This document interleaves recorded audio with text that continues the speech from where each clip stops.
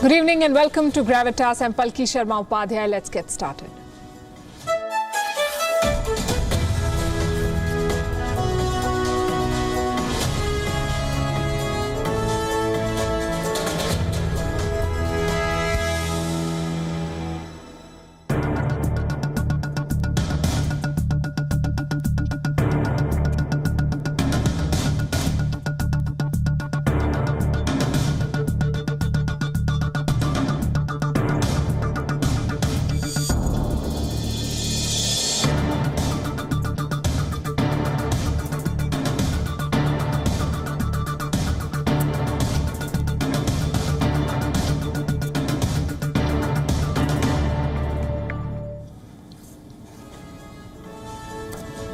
Wishing you all a very happy Holi. The news doesn't stop for festivals though, so here we have the day's biggest stories for you. Chinese Foreign Minister Wang Yi is on a tour of West Asia. He's covering 6 countries in 7 days. Some of these countries are regional rivals. China, though, has found a way to do business with all of them. The deal that stands out is the one that China has signed with Iran. It will invest $400 billion over a period of 25 years. Too many details are not known, but what is known is enough to set the cat among the pigeons. There are 2 things to note here. 1, West Asian countries are exploring new economic models. They will all welcome a partner with a checkbook. And 2, Iran is playing hardball with the West on the nuclear deal. The entry of China suits it very well. And so we have the Chinese making inroads in the most geopolitically active region in the world.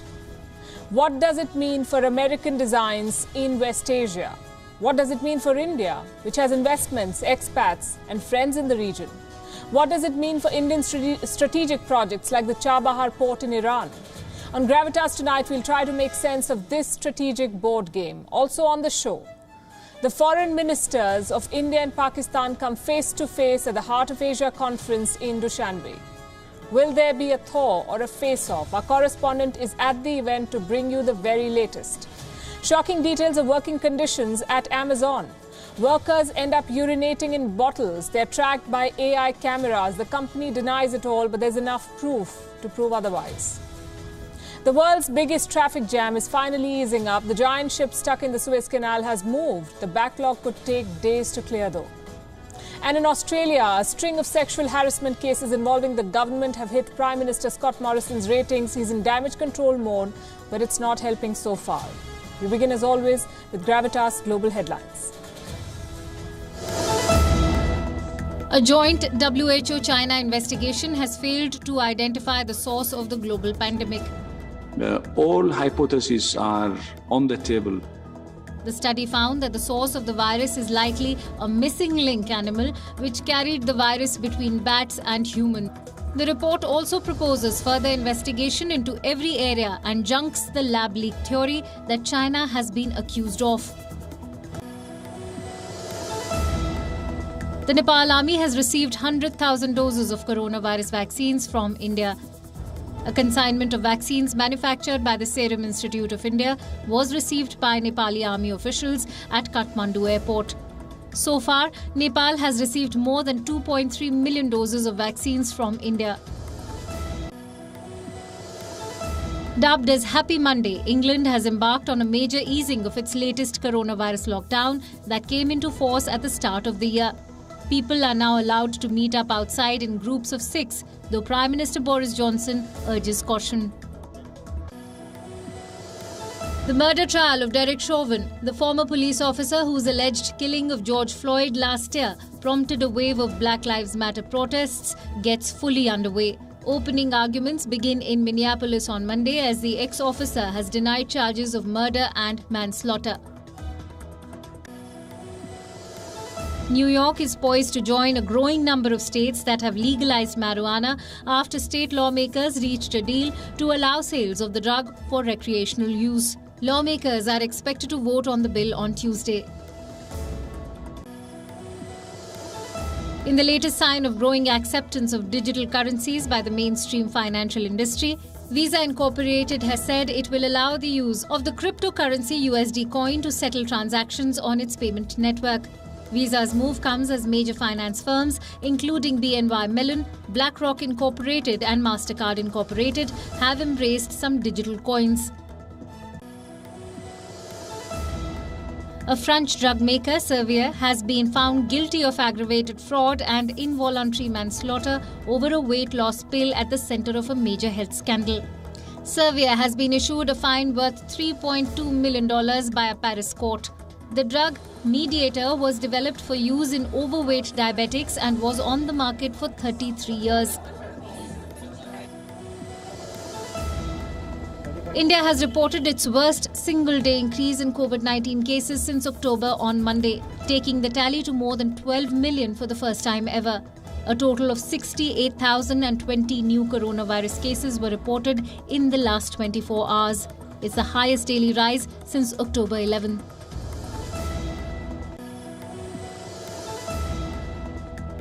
Billy Horschel has won the World Golf Championships Dell Match Play tournament in Austin, Texas. Horschel was up against Scottie Scheffler in the final and had to play catch-up early on as Scheffler birdied the second hole.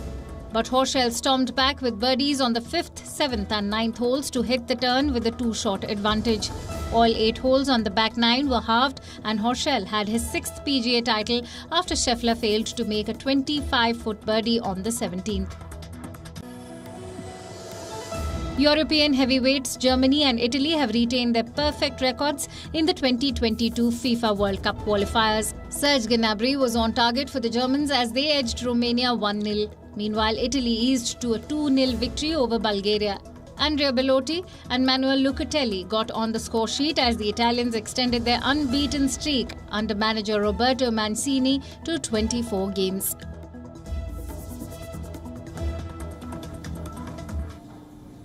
Our cover story tonight is from Iran. And before I tell you the story, here are a few points to note. Iran is rich in oil. It is at loggerheads with Arab nations and Israel. It is under scrutiny for its nuclear program. Western nations had signed a deal, remember, a few years back, but Donald Trump walked out of it. Joe Biden wants to re-enter it, the nuclear deal.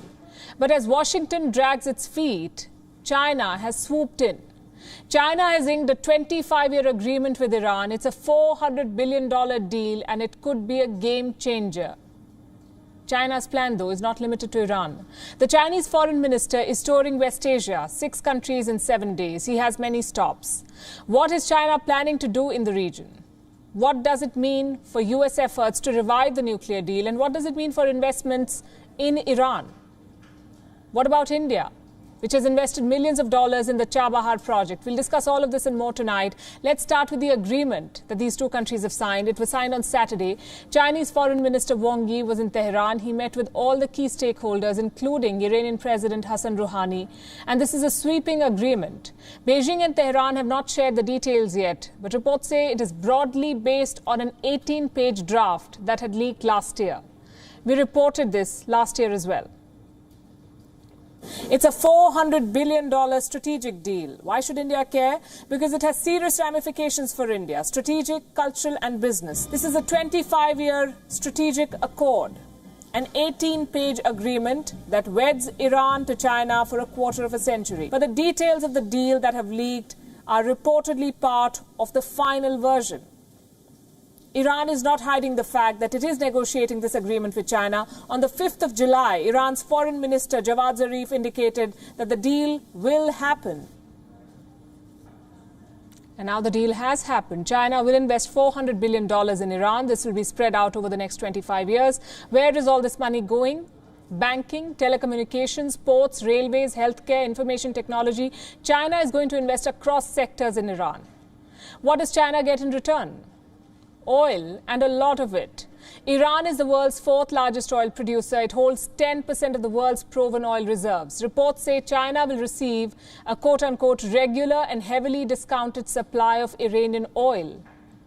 It's a win-win for both sides. Remember, both China and Iran face sanctions from the US. So they've signed this deal, and it goes beyond economy. This is a strategic pact. Last year's draft had indicated a military relationship between Iran and China. It had called for quote-unquote deepening military cooperation. This included joint training and exercises, joint research and weapons development, also intelligence sharing. So going by the words of the Iranian Foreign Ministry spokesperson, This is a complete roadmap. It details how Iran's relationship with China could evolve in the next 25 years. The agreement itself is worth $400 billion, as I told you. It brings Iran into China's Belt and Road Initiative. China is in it for the long haul. Consider what the Chinese foreign minister said, and I'm quoting here, "Our relations with Iran will not be affected by the current situation. They will be permanent and strategic." Iran's foreign minister, Mohammad Javad Zarif, called China, and I'm quoting again, "a friend for the hard times."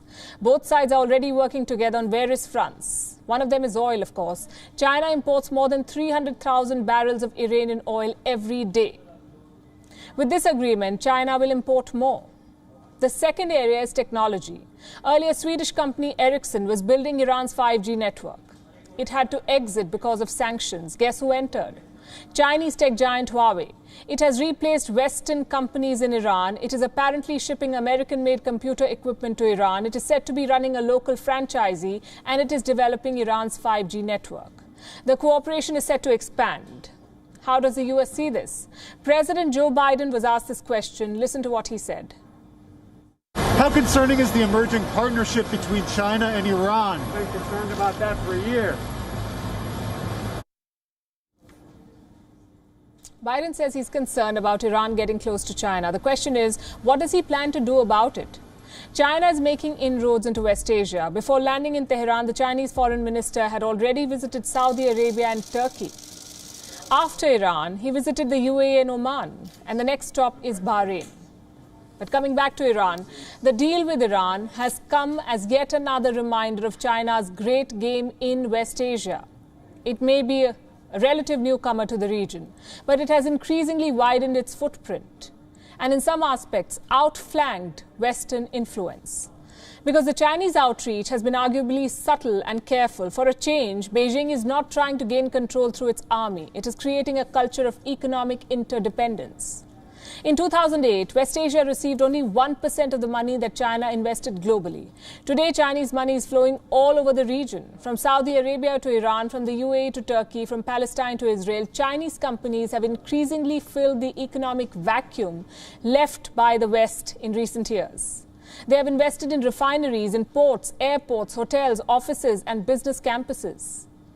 How could this change the geopolitical dynamics of West Asia and challenge Western influence in the region? Our next report explores.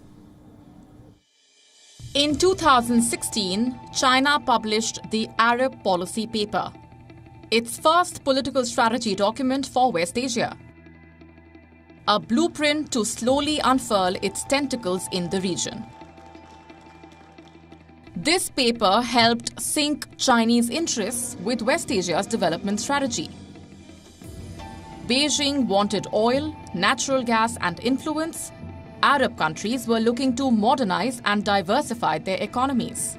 The result was this. By 2017, China had become the largest investor in West Asia, outmaneuvering the United States, and the biggest importer of crude oil, with half of its oil coming through West Asia. In 2016, China's Sinopec and Saudi Arabia's Aramco agreed to jointly build a refinery worth $10 billion. And in Kuwait, Sinopec was involved in the construction of the largest refinery in West Asia. Several joint infrastructure projects were also launched under the Belt and Road Initiative, like the Khalifa port in the UAE, the Hunutlu thermal power plant in Turkey, the Jizan port in Saudi Arabia, the Atarat oil power plant in Jordan, Port Said in Egypt, and the Duqm port in Oman, along the strategic Strait of Hormuz. The pandemic further provided China a chance to strengthen its foothold in West Asia. Chinese vaccines have been flowing into Arab countries. In February, China promised to provide vaccine aid to Palestine. And on Sunday, China and the UAE agreed to expedite production of affordable Sinopharm vaccines. But Chinese interest is not just limited to the Arab world or Islamic countries. Today, Chinese money is increasingly visible even in Israel. In the tech sector, 463 deals worth $19.4 billion have been struck between Tel Aviv and Beijing, and 8 deals worth $5.9 billion in the infrastructure sector. Now, by inking a 25-year agreement with Iran that it is not trying to replicate the Western strategy in West Asia, instead, it is putting forward a narrative of neutral engagement with all countries. It is trying to build a multipolar order based on economic partnerships. Not only could this shape West Asia's political dynamics based on how China envisions it, but it could significantly erode the influence of American and European powers. Bureau Report, WION World is One. West Asia is the final frontier for global powers. If you have a foothold in West Asia, you've arrived on the international scene. There are 2 reasons for this. One is oil. 30% of the world's crude output comes from here. West Asia is the world's gas station. It is where countries go when they need a top-up. They have waged wars over a sniff of petroleum, which brings us to the second reason, power plays. West Asia is the land of proxy wars. Domestic groups are inevitably backed by regional powers, and these regional powers are backed by superpowers. Yemen is probably the best example. So for countries with global ambitions, West Asia is a geopolitical board game. Which brings us to India and China. Both countries have global ambitions. The Iran deal is China's bugle call. It has officially entered the arena. But what does it mean for India? Where does the deal leave India in its strategic interests? Look at where India stands right now. It has maintained excellent ties with the region. The cornerstone of this relationship is neutrality. India is not party to the West Asian Cold War. For India, both Iran and Saudi Arabia are key partners. And for a region that has been invaded, colonized and subjected to years of foreign interference, neutrality is a welcome change. But in 2015, the Ministry of External Affairs made an important clarification. India's neutrality in West Asia must not be confused with passivity. As a developing economy, India's biggest concern is oil. Before American sanctions, Iran supplied 10% of India's oil needs. In 2019, the trade was halted. Donald Trump brought the hammer down on Iran, and India had no option but to comply. But Trump is not president anymore. His successor is a more conventional politician. Joe Biden helped seal the Iran nuclear deal in 2015, and he wants to save it now at all cost. If Biden lifts the sanctions on Iran, the oil trade will resume. But he's unlikely to do so. Biden wants Iran to comply with the agreement first. Tehran says, remove the sanctions and then we'll see. So the sanctions are not disappearing overnight. Plus, there's an election around the corner in Iran. The hardliners are eyeing the presidency. If they win, chances are the deal will be abandoned, which brings us back to China. Like most Chinese partners, Iran needs Beijing's checkbook, not its brotherhood. The moderates in Iran are desperate to revive the economy. It's the only way they are going to win the election. And China is willing to pay. So Iran and China, you see, are not natural partners. What unites them is their hatred for the Americans, not exactly what you would call shared interests. It's a fragile relationship. And India should be mindful of this. New Delhi can utilize this thaw in US-Iran relations. It is a perfect opportunity to double down. But before that, the Chabahar port must be completed. The port is India's trump card in Iran. The shipping minister says full-scale operations in Chabahar will start by May. India is developing 2 terminals in exchange for a decade of operational rights. Chabahar is India's route to Central Asia. It is critical for India's designs in the region. It bypasses the hassle of dealing with Pakistan. Last year, the port was used to send 75,000 tons of wheat to Afghanistan. When locusts invaded Iran, India dispatched 25 tons of pesticide, again via the Chabahar port. And this is all part of India's Central Asia outreach, a region sandwiched between China and West Asia. A robust Indian presence here will be key to stemming China's rise. Now, here's the first thing that you need to know about Central Asia. This land is crisscrossed by pipelines. It is a major transit zone, a link between oil producers and oil consumers. The international North-South transport corridor aims to build on this. India, Iran, Russia, and 10 Central Asian nations are part of the project. The vision is a 7,200-kilometer-long network of roads, rail and waterways. All indications are that the great game is back. But this is the 21st century edition. There are new players, and India is one of them. Central Asia is not uncharted territory for India. Since the 3rd century, trade has been common. Both regions were key stops in the Silk Route. Not just goods, even Buddhism spread across the Hindu Kush. The peoples of Central Asia and India were always friends. They just need to rekindle their relations. But time is of the essence. Central Asia is key to China's Belt and Road Initiative too. Its leaders are enthusiastic about it. Not because of the economic prospects alone, but the scope of corruption on the ground. Anti-China sentiments are brewing. If Central Asia mobilizes against China, it could block Beijing's road to West Asia. It's a developing story. We'll keep track. Meanwhile, Afghanistan will remain the focus this week as key stakeholders from across the world gather in Tajikistan for the Heart of Asia Summit. This is a conference to promote peace in Afghanistan. But all eyes will be on the foreign ministers of India and Pakistan. They'll come face to face at the summit after the ceasefire at the border. Speculation is high that a pull aside may be possible. Are India and Pakistan ready to resume dialogue? Our correspondent Anas Malik is tracking the developments in Dushanbe for us. This week, Tajikistan's capital, Dushanbe, is hosting the Heart of Asia conference. It's a summit for Afghanistan. It began in 2011, a forum for leaders of Afghanistan and its extended neighborhood to gather and discuss their differences and disputes. But this year, the focus has shifted. While Afghanistan will still be discussed, there is intense speculation over a possible meeting between the leaders of India and Pakistan. Indian External Affairs Minister S. Jaishankar is in Dushanbe. Pakistan's Foreign Minister Shah Mahmood Qureshi is also participating. Reports say Islamabad is pushing for talks. Is New Delhi open to the idea of a dialogue? The odds stack in favor of talks. There have been hints and developments in the past 2 months. First, India and Pakistan reaffirmed their commitment to honour the ceasefire on the line of control. Then, Pakistan's army chief made clear overtures. General Qamar Javed Bajwa said it's time to bury the past and move forward. We are ready to improve our environment by resolving all our outstanding issues with our neighbours through dialogue in a dignified and peaceful manner. The potential, however, has forever remained hostage to the disputes and issues between two nuclear neighbours. Kashmir dispute is obviously at the heart of this problem. However, we feel it is time to bury the past and move forward. On the other side, New Delhi still maintains terror and talks can't go together.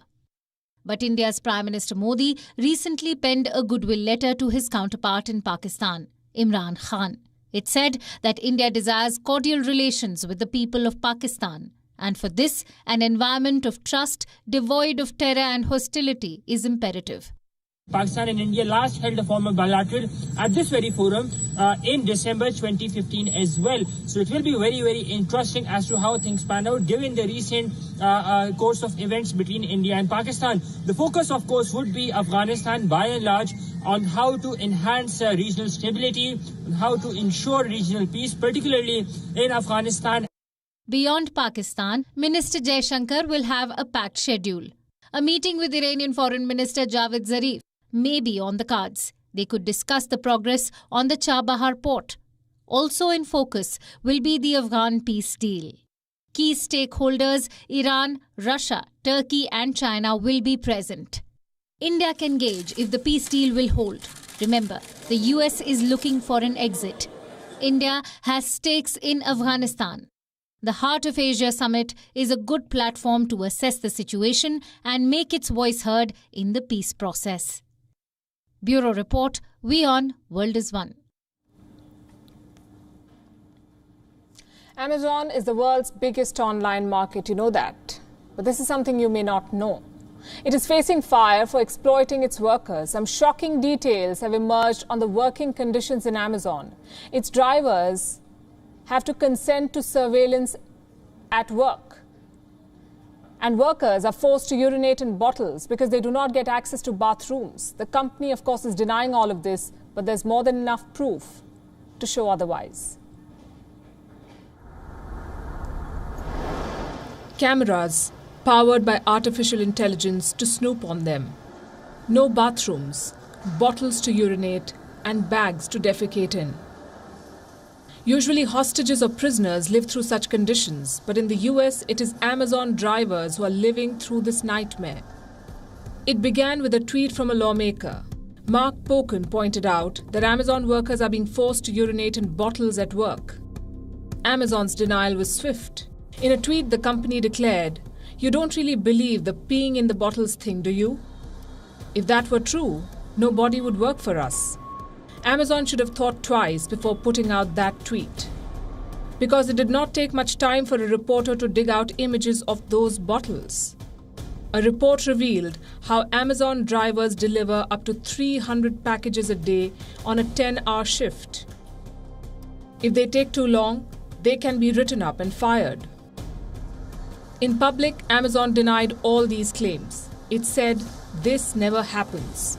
But Amazon's internal documents show it happens, and the company knows all about it. A confidential document posted by an online publication lists the violations and defects of Amazon employees. Public urination and public defecation is listed under unprofessional behavior. A letter from a logistics area manager complains about the discovery of unsanitary bags from drivers. To make matters worse, the workers are now being subjected to surveillance. Reports say Amazon delivery drivers now have to consent to AI surveillance in their vans. Cameras are being installed to track drivers. Under the new rules, Amazon can collect photos to verify the identity of drivers, the location of the vehicle and driver movements. They can record potential traffic violations, even detect if the driver is distracted or drowsy. For one of the drivers, the surveillance proved to be too much. Vic narrated his ordeal to a news agency. He described how Amazon first began surveillance of the driver by tracking his route. Then the company demanded pictures at the beginning of each shift. After the arrival of AI cameras, Vic decided to leave his job. Some tweets don't age well. Amazon is learning it the hard way. Its denial to exhausting and exploitative working conditions has led to a PR fiasco. Bureau Report, WION World is One. Shifting focus to Myanmar, it's been nearly 2 months since the military coup there and the situation remains tense. Pro-democracy protesters continue to clash with security forces who are showing little restraint in their crackdown. In the next 4 minutes, we'll get you updates from the ground and discuss the growing need for a dialogue with the army junta. I'll start with the protests. Sunday was the bloodiest day since the coup. At least 100 protesters were killed in clashes with local police. The violence was the worst in Yangon and Mandalay, two of the biggest cities in Myanmar. The protesters are calling it a day of shame for the Myanmar army. The army is calling it an issue of law and order. It is accusing foreign forces and local militias of trying to stoke unrest and derail efforts to restore democracy in the long run. And in this back and forth, neighboring countries are preparing for the repercussions. Allow me to explain. On Sunday, the Myanmar army carried out airstrikes on an area held by the Karen Liberation Army. This is an ethnic armed group which operates in the southeastern Karen state bordering Thailand. This attack was aimed at curtailing the operations of the rebel group, but it ended up further perpetuating the ongoing exodus to Thailand. At least 3,000 ethnic Karen villagers have crossed the Myanmar-Thailand border.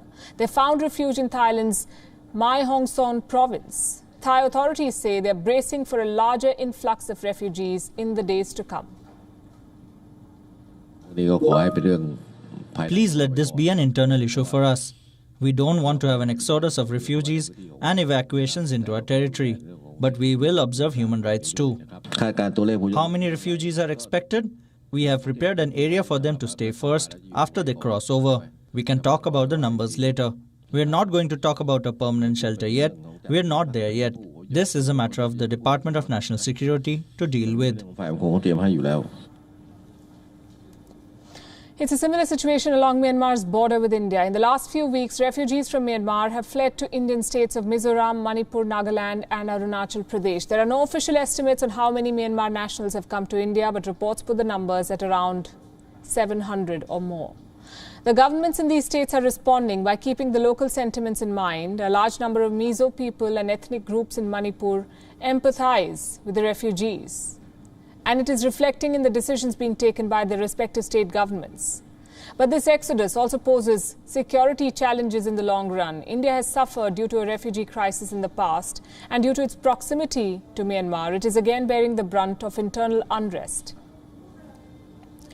As Western powers situated far away from Myanmar, with no real understanding, some say, of the ground reality, ratchet up sanctions on the army junta to prove that they're doing something, the reality is that India and other countries in the region, neighbouring Myanmar, are ultimately paying the price for their decisions. And I say this because sanctions, visa bans, arms embargo, freezing assets and cutting diplomatic ties, all of these decisions taken recently by Western nations have done little to stop the ongoing crackdown in Myanmar, or for that matter, reverse the coup. It has made no difference on the ground. The army junta is far from course correcting, and the people of Myanmar are feeling the pinch. They continue to suffer. Hundreds have died, thousands have been displaced, turned into refugees. So I'll say this once again, the need of the hour is not to make tall proclamations, but to adopt a cautious and practical approach, hold a dialogue, if needed, with the military generals and persuade them to restore democracy in Myanmar. New Delhi is working towards this, keeping the repercussions in mind. Perhaps it is time that the world takes a cue too. The Australian Parliament has been hit by a series of sexual abuse and sexual misconduct charges. A former Attorney General has admitted to raping a 16-year-old girl. A former staffer claims she was raped in the office of the then Defence Minister. A whistleblower claims some government staff and legislators had created a group to swap pictures and videos of sexual acts performed in the Parliament building. What exactly is happening in Australia? I was raped inside Parliament House by a colleague. Australian Parliament has a sickening work culture. Here's why we say so. A government staff was caught on camera masturbating inside the Parliament building. Reports have emerged of a Facebook group where staff share images and videos of sexual acts performed in the Parliament. A whistleblower recently shared the videos. He or she also claimed that government staff and legislators have been using the Parliament's prayer room for sex. Sex workers are being brought into the building, and female employees are being harassed in the Parliament. One victim went public last month. She claimed she was raped by a senior official in the office of Australia's then Defence Minister, Linda Reynolds. I was raped inside Parliament House by a colleague, and for so long it felt like the people around me only cared because of where it happened and what it might mean for them.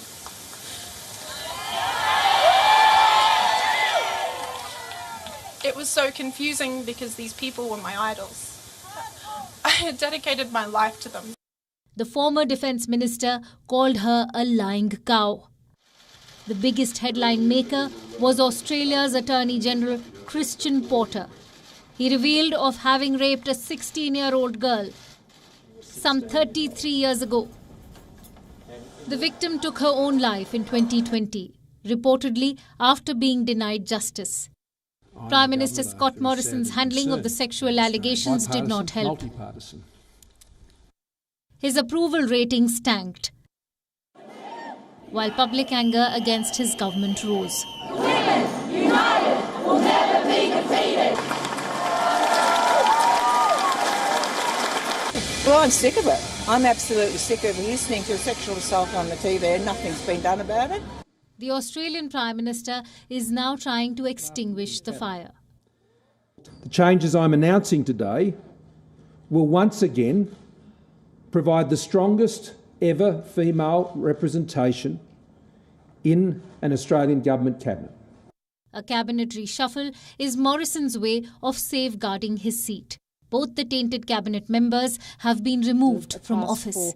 A women-centric task force has been announced, and also what Morrison calls the strongest ever female representation. Women taking up, as they must, as they should, as I very much want them to do, and as they are so keen to do so. All of this is just an eyewash. Again, here's why we say so. Christian Porter may no longer be the Attorney General, but he's being reassigned to the Ministry to Industry. As for Linda Reynolds, she will become the Government Services Minister. If this is not an insult to the victim, and if this is not an insult to the system of justice, what is? Bureau Report, WION World is Fun. After 7 days of dredging and tugging, it's green light at the Suez Canal. The massive container ship Ever Given is floating again. It's good news for Egypt and for the global economy, but it has also been a learning curve. One ship was able to freeze global trade. One blocked canal spurred a run on the oil market. We'll tell you how this episode has exposed the fragility of our trading routes. But before that, how exactly did the vessel come loose? We got some positive news on Sunday. The rear of the ship was refloated, but the front remained firmly stuck. Multiple tugboats were working overtime, but it was Sunday's high tide that proved to be a game changer. Officials said the next 24 to 48 hours would be crucial, and they were right. Thanks to some favourable tide and some more tugging, the vessel was back in deep waters. It has been taken to a location outside the canal for inspection. More importantly, trade has resumed. As hard as it was to dislodge the ship, the mission is only half done. The tailback at the Suez Canal is massive. Every second lost is worth its weight in thousands of dollars. Take a look at the numbers. 425 ships were stuck at both ends of this canal. Egypt is planning to keep the Suez open 24/7 to clear the backlog now. And even then, it could be days before traffic eases. But here's another problem. These vessels were not sailing to the Suez Canal. They were sailing through it. So when they reach port, another hold-up could be on the cards.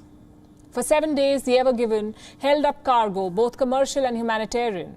The estimated cost of this hold-up, $9.6 billion every day, $9.6 billion. And for Egypt, this was a national crisis. The country normally earns between $12 to $14 million from the canal every day. Last week, this income disappeared. So the canal workers were rightly overjoyed. They found their own unique way to celebrate by sounding the foghorns in their tugboats. The coast is clear, quite literally this time. At the end of the day, modern technology and human ingenuity pulled through, but not before a stern test. The Ever Given is a big ship, and I don't use the word big lightly here. It weighs 200,000 tons. It's 400 meters long and as high as the Empire State Building.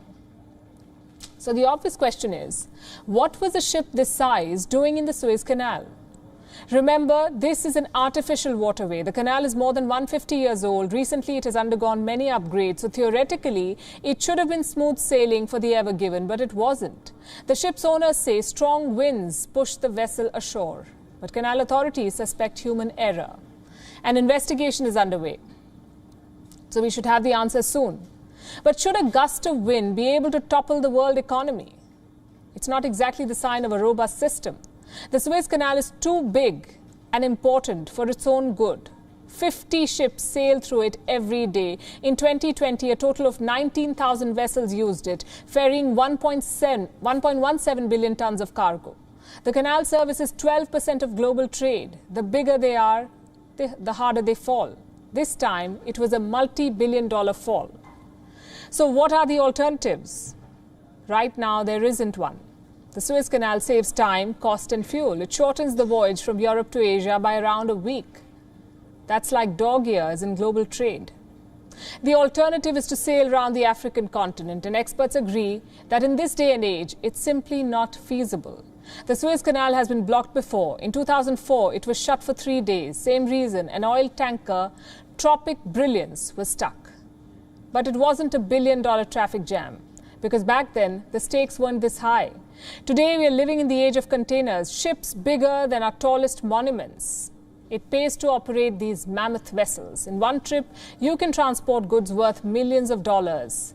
The Ever Given, for example, was carrying $1 billion worth of goods.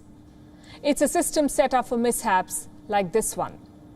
The ship may have moved, but this story is far from over. The oil traders are watching closely, exporters are weighing their options, and wait till insurance companies get the bill. The Suez Canal is not just any other waterway. It is steeped in history, not just economic, but political as well. The last time there was a Suez crisis was more than half a century back. The world we live in was shaped by that crisis. This one may not be as significant, but it raises crucial questions about the world economy. Think about it. In Mozambique, Islamist militants have laid siege to an entire town, forced thousands of local citizens and foreigners to flee, killed hundreds of people and gained control of a multi-billion-dollar gas project. The situation is extremely volatile as we speak. This attack has come as yet another reminder of why the world cannot look the other way as Islamist terrorists set up new fronts in vulnerable African nations. This is Palma, a small town located in northern Mozambique. Islamist terrorists have wreaked havoc here for 3 years, but the latest attack surpasses all of their previous activities. On March 27th, local insurgents linked to the Islamic State gained control over much of this town, which happens to be a logistics hub for international gas projects worth $60 billion. Government forces have been forced to withdraw from the town.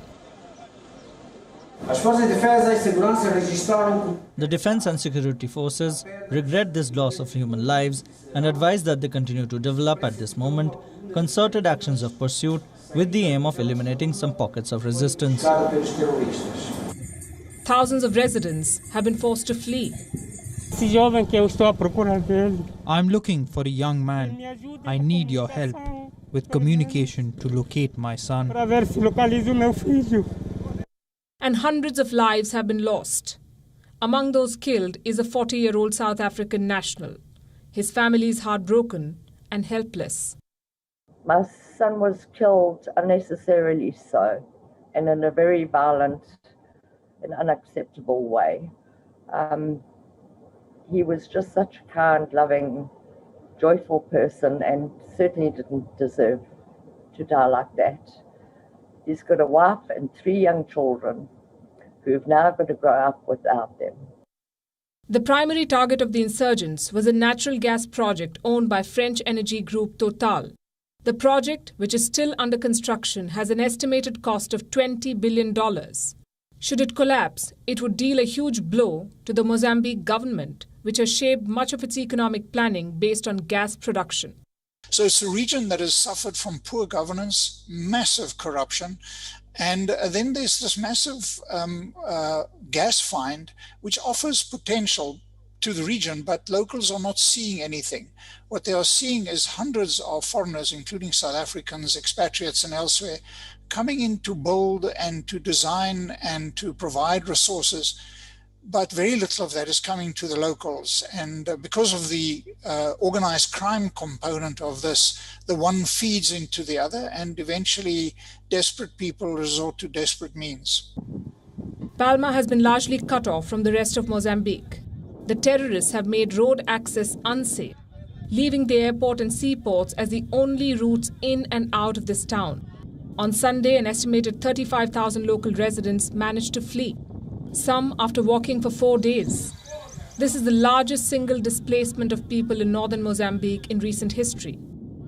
And observers say the worst is yet to come. Bureau Report, WION, World is One.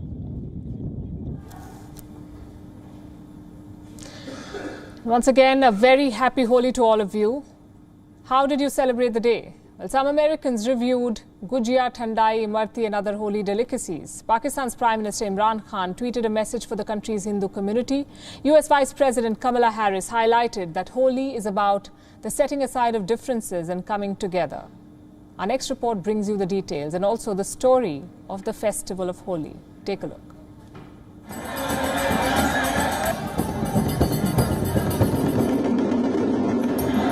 It's that time of the year again. Time for one of the world's most cheerful festivals, Holi, the festival of colors. The Wuhan virus has dampened Holi celebrations for the second straight year. How do you apply color on someone while maintaining social distancing? People around the world have found their own unique answers. The day began with heartfelt greetings pouring in from across the world. May this festival bring new vigor and energy in everyone's lives, tweeted India's Prime Minister Narendra Modi. Canada's Prime Minister Justin Trudeau said that Holi is the most celebrated festival in South Asian communities around the world. Pakistan Prime Minister Imran Khan wished his country's Hindu community a very happy Holi. Chinese Ambassador to India Sun Weidong also posted a message. Here's what Australian Prime Minister Scott Morrison had to say. Everyone celebrating the wonderful festival of colours. US Vice President Kamala Harris tweeted that Holi is about positivity, setting aside of differences and coming together. US Secretary of State Antony Blinken echoed her message. He wrote, "What unifies us is far greater than our differences." The US Embassy in India also put out this video of Americans tasting Holi treats. It's like a little empanada, like a sweet empanada. I'm tasting a lot of breading. I can see this honey sugar, but I also think there might be some pistachios in this.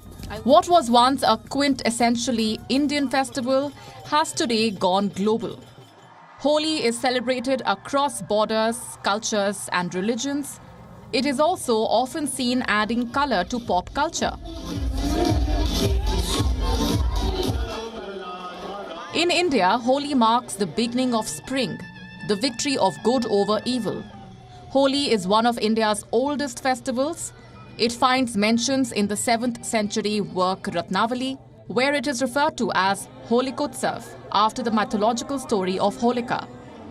She was the sister of demon king Hiranyakashipu. The king wanted to kill his son Prahlad. So he roped in Holika, who was immune to fire. A pyre was lit and Holika sat on it, clutching Prahlad. The king's son emerged out of the fire unscathed, while Holika was reduced to ashes. Till date, the story is reenacted on the eve of Holi across India. In the state of Bengal, Holi is celebrated as Dolyatra, popularizing the tale of Hindu Lord Krishna and Radha. Around the world, the colors of Holi celebrate life, vitality, and India's message of brotherhood. Here's wishing you all a very happy Holi. Bureau Report, WION World is One. On that note, it's a wrap. We're leaving you with Gravitas Images. Thanks very much for watching.